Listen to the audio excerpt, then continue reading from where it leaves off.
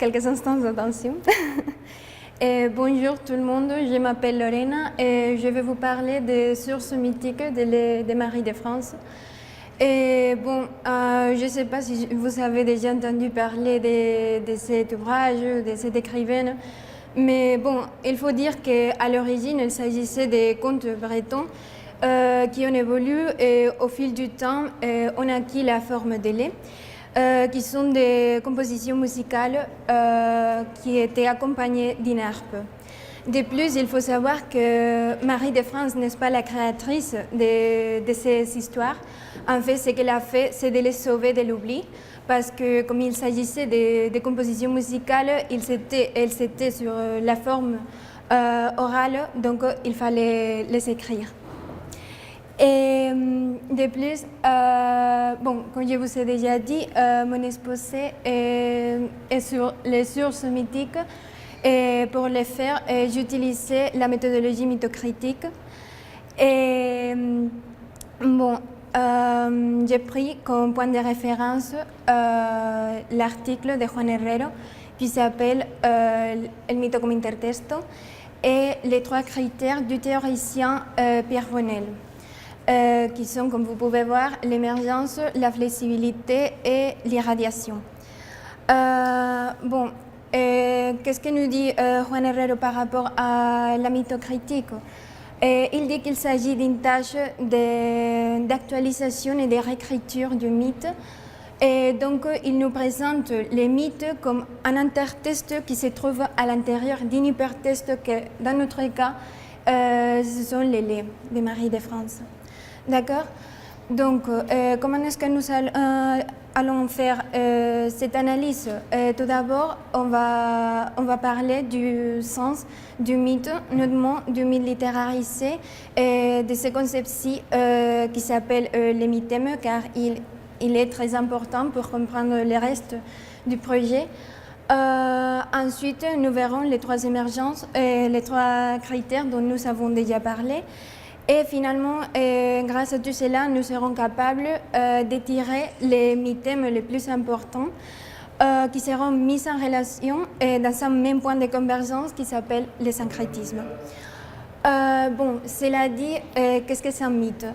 Un mythe est une histoire anonyme et symbolique que, comme Juan Herrero nous dit, transforme le chaos en cosmos, c'est-à-dire transforme le désordre en ordre. De plus, il faut dire qu'il existe 2 types de mythes, les mythes littéraires et les mythes littérarisés. D'accord? Et comme vous pouvez voir, ce qui nous intéresse vraiment est le mythe littérarisé, qui est beaucoup plus implicite car il se trouve à l'intérieur d'une autre histoire. Parfois, ils peuvent être la base de l'histoire. Et par rapport au lait de Marie de France, ces mythes vont être de l'Antiquité grecque et romaine. Et il faut souligner notamment la présence des métamorphoses d'Ovide. Et finalement, je voudrais vous parler du mythème qui est essentiel pour comprendre tous les projets. Et que, selon Juan Herrero, il s'agit des unités minimales de signification dans un récit mythique. On va passer aux 3 critères de Pierre Bonnel. Le premier est l'émergence, que selon lui, il s'agit d'un examen d'occurrences mythiques dans les textes. Pour prendre un exemple, dans le mythe de Lycaon et les laits de Biscrabré, il existe des occurrences en commun, comme par exemple la présence d'un loup-garou ou les rapports entre des bêtes. Ensuite, nous avons le deuxième critère qui est la flexibilité, et que selon Pierre Bonnel, il s'agit de la souplesse d'adaptation et en même temps la résistance de l'élément mythique dans les textes littéraires. C'est-à-dire, tout dépend si l'histoire de cette femme, de Marie de France, respecte plus ou moins les mythes originels que dans ce cas, si sont de l'Antiquité grecque et romaine. Pour vous prendre un exemple, nous avons ici un exemple de petite souplesse que le lait de désarmement est le mythe des pyramides tissues. D'accord, il existe une petite souplesse car le dénouement, le schéma en général est très, très similaire. Ensuite, nous avons le lait de Khitan et le mythe d'Apollon et Daphné. Il existe une grande souplesse car en fait, les seuls éléments en commun qu'ils ont, c'est les coups de foudre.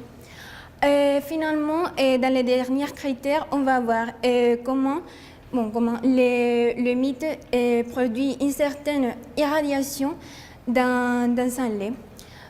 Pour prendre quelques exemples, dans le mythe d'Apollon et Daphné, ce mythe produit une certaine irradiation dans les laits de Khitan et Lamballe, qui dans ces cas-ci est le coup de foudre. Et, par exemple, une autre serait Lycaon. Le mythe Lycaon produit cette irradiation dans Bisclavret ou les rossignols, que dans ces cas-ci est la cruauté humaine. Et finalement, je voudrais vous dire que j'ai fait une dernière tâche qui s'appelle syncrétisme. Et je vous ai mis ici sa définition qui est les rapports entre mythes en raison de leurs mythèmes en commun. Donc, par exemple, il existe des mythèmes en commun entre les mythes de Lycaon et d'Apollon et Daphné, qui sont la méchanceté humaine ou la justice divine. Bon, en conclusion, je voudrais vous dire que ces projets ne montrent pas seulement l'évolution et les changements des mythes, mais aussi que même s'il existe un grand niveau de démythification, l'essence du mythe reste toujours. Et bon, j'espère que vous aviez aimé cette présentation et cette affiche. Et si vous avez des doutes, n'hésitez pas à me demander. Non? Bon. Merci pour votre attention.